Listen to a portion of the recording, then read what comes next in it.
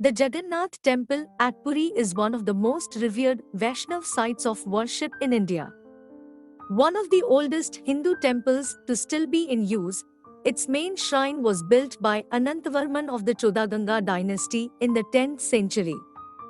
The deities within the shrine, however, are believed to be much older and are associated with the great mythical ruler of the Satyayuga, King Indrayumna, nephew of Lord Ram. In 1174 AD, King Anand Bhim Dev ascended the throne of Orissa. Religious crisis struck the young king when he slew a Brahmin.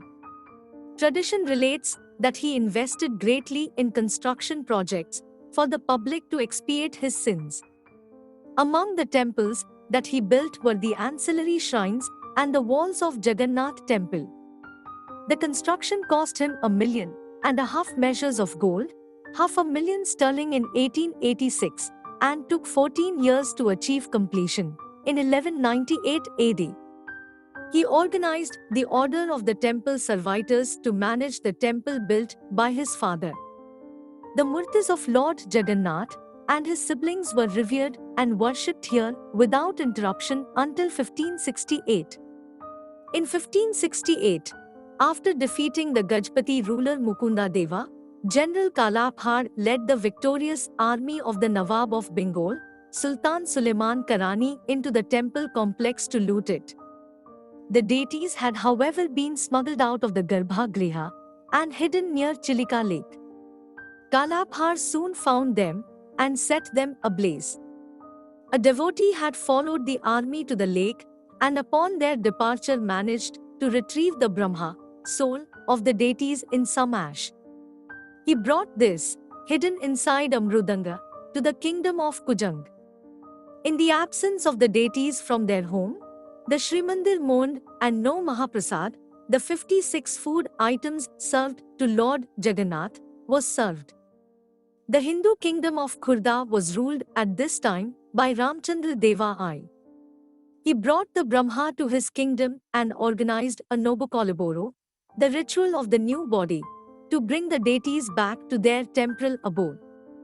The Lord of the Universe thus returned to Puri in 1575 after almost a decade.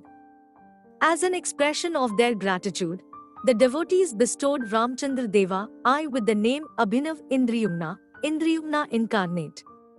Within 2 decades, Ramchandra Deva I's authority over Puri and the temple was recognized even by the Mughal Empire. Raja Mansingh bestowed upon him the title of Gajpati, ruler of Khurda and superintendent of the Jagannath temple. The Maratha and the British assumed control of the temple complex in 1751 and 1803 respectively. Locally, however, the Rajas of Khurda would retain the trust of the devotees in managing the temple and its rituals.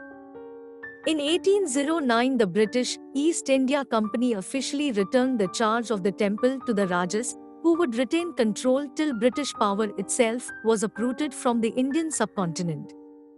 In 1975, the Archaeological Survey of India undertook a project to remove the multiple layers of lime plaster to uncover the original designs beneath.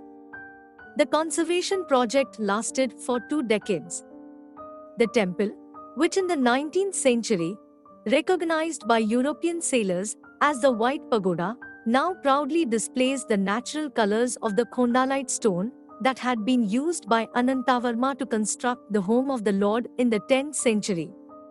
Rituals and systems within the temple have largely continued unchanged since its construction.